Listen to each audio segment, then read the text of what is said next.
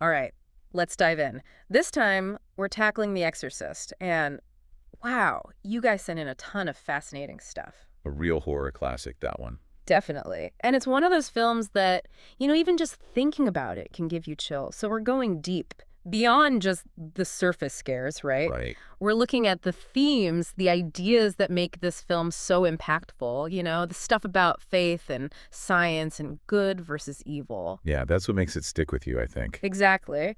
And one of the things that struck me looking at the analysis you sent was how the film builds that suspense. Oh, yeah, it's a slow burn, for sure. It is. It doesn't just throw you into the deep end, right? It takes its time. Exactly. And it starts with Reagan, just a normal kid, right? Exactly. She's 12 years old, going to school, hanging out with her mom. It's all very, everyday life. Right.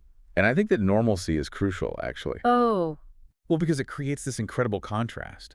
When things start going wrong, the horror is amplified because we see this innocent child, transform into something terrifying. right, right. Because we've seen her as a normal person first. So that descent into chaos is even more. Disturbing, yeah. Exactly. And it's interesting because the source material talks about how the film uses visuals to enhance that sense of dread, too. Like literally playing with light and shadow. Oh, absolutely. The lighting is so deliberate in The Exorcist. You see those warm tones in the beginning in the family home. Right, like it feels safe, almost inviting. Exactly. But then, as things get worse, everything shifts. It becomes cold, oppressive, Almost political. the atmosphere itself is becoming corrupted, isn't it? Yeah, you could say that. And I remember that shot of Father Marin arriving, standing under that street lamp. Well, iconic. Yeah. And it's more than just a cool visual, right? It's almost symbolic. It totally is. Yeah. You have Father Marin, representing faith, bathed in the light, Mm. and then the house shrouded in darkness. Right. It's like light versus darkness, good versus evil. Right there in that one image. Whoa. And the source material also mentions the use of subliminal imagery, things you wouldn't necessarily notice on a first watch. Oh, yeah. Friedkin used those flashes of Pazuzu's face throughout the film. Really? I had no idea. They're quick, almost imperceptible, but they're there.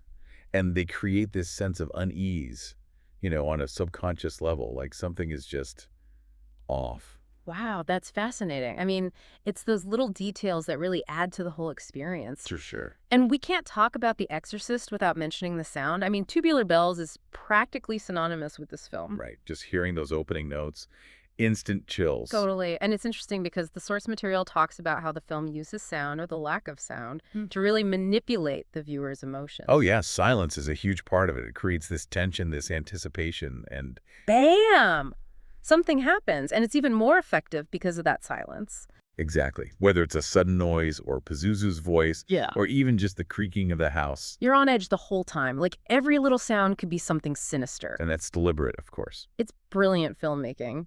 And speaking of brilliance, we have to talk about the characters in The Exorcist. They're so well developed, each one adding a different layer to the story. Absolutely. I mean, obviously, Reagan is central to everything. Right. And Linda Blair's performance is wow. Incredible, especially considering she was so young at the time. Yeah, it's disturbing to watch, but there's also this vulnerability there. Like, you almost empathize with her even as she's becoming this. This demonic force. Right. And for me, the character that really makes The Exorcist more than just a horror film is Father Karras. Oh, definitely. He's the heart of the story in a lot of ways. He's the human element, right? He's Okay. not just some priest who shows up to battle a demon. He's struggling with his own faith, his doubts, his guilt. Yeah, he's relatable. You see him questioning everything, trying to make sense of what's happening. And then you have Father Marin, who's almost the opposite of Karras in a way. He's this, unwavering figure of faith. Marin represents experience, wisdom, like the embodiment of belief. And the source material suggests that by putting these two characters together, the film is asking us to consider what's stronger, Unwavering faith, or a faith that's been tested by doubt. That's a good show. Really makes you think. And then, of course, there's Chris McNeil, Reagan's mother. She goes through her own kind of hell in this film. She does. And I think she embodies the audience's fear, that feeling of helplessness when you're confronted with something you don't understand, something that's beyond your control. It's like she's a stand-in for all of us, watching this, horrifying situation unfold and feeling utterly powerless to stop it. Exactly. And that's what makes it so effective, I think. It taps into those primal fears we all have. And that, I think, is a great segue into talking about the deeper themes of The Exorcist, because this film isn't just about a demon possessing a little girl. It's about so much more. Oh yeah, there's a lot going on beneath the surface.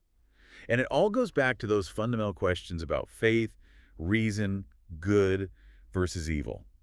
The stuff that really gets under your skin. Right, and that's what we're going to unpack next. Yeah, it really makes you think about those big questions, Yeah. stuff we all grapple with. Exactly. And one of the things that really stands out looking at the source material is that conflict between faith and reason. Oh, absolutely. It's like a battle for Regan's soul almost. It is. You have science and medicine on one side trying to explain what's happening to her, running tests. They can't figure it out. They can't. Their methods fail because what's happening to her is beyond, the realm of what they can understand. It's beyond explanation, really. It is. And it's like the film is showing us the limits of our own understanding, right? Exactly. We like to think we have control, that we can explain everything with science and logic. But The Exorcist challenges that. Challenges it big time. Yeah. And then on the other side of that equation, you have faith. The ancient ritual of exorcism. Right. And the film doesn't shy away from how intense that ritual is. Oh, no, it's brutal. Violent, even. It is. And those scenes are hard to watch, but they're also powerful in a way. Yeah, you can't look away. You can't. It's like you're witnessing this clash between these two powerful forces. Good and evil. Exactly. And it makes you wonder, is faith alone enough to combat that kind of darkness? It's a tough question. It is. And it's interesting because the film goes even further, right? It doesn't just present evil as this abstract force. Oh, no, it gets personal. It does. It Yeah. shows how evil can exploit our weaknesses, our vulnerabilities, like with Father Paris. Yeah, Karras is interesting because he's a priest, a man of faith, but he's also struggling with his own demon. His doubts, his guilt. And it's those things that make him vulnerable to Pazuzu. It's like the film is saying that evil can corrupt anyone, even the most devout. Especially when their faith is shaken. Whoa. That adds a whole other dimension to the film, doesn't it? Definitely. It's not just about this external battle between good and evil. It's about what's happening inside each of us. The demons we all carry. Yeah, that's powerful stuff. It is. And it's interesting because amidst all that darkness, The Exorcist also offers a glimmer of hope. The source material talks about this theme of sacrifice and redemption, particularly through Father Karras. Oh, yeah. His sacrifice at the end it gets me every time. It's such a powerful moment. He gives everything to save Regan. And it's not just a heroic sacrifice, It's more complicated than that. What do you mean? And while Karras has been doubting his faith throughout the whole film, he's struggling. And yet, in that final act, he finds a different kind of strength. The strength to sacrifice himself. Exactly. It's like the film is suggesting that redemption can be found even in the darkest moments, even when we're filled with doubt. That's a powerful message. It is. And it elevates the film beyond just horror, I think. It becomes a story about human resilience, about the capacity for good, even in the face of unimaginable evil. And that's something that resonates with people, I think. It's why The Exorcist had such a huge cultural impact. I mean, you mentioned people fainting in theaters, running out in terror. Oh yeah, it really shook people up. It did. And the source material talks about how it sparked all these debates about religion, good versus evil. People had strong reactions to this film. They did. Some saw it as a confirmation of faith. Others found it blasphemous. It's a film that challenges people, makes them confront uncomfortable truths. And that's not always easy. It's not. But it's part of what makes The Exorcist so enduring, I think. It's a film that refuses to be easily categorized. It's complex, layered. It stays with you. Yeah, it really got people talking, that's for sure. It's not every day a horror film becomes such a phenomenon. I mean, what do you think it is about The Exorcist that keeps it relevant, even after all these years? Well, for one thing, it's just a damn good movie. Technically, I mean. The visuals, the sound, it's all masterfully done. But I think it also taps into those deeper fears we all have. The stuff about the unknown, about what we believe in.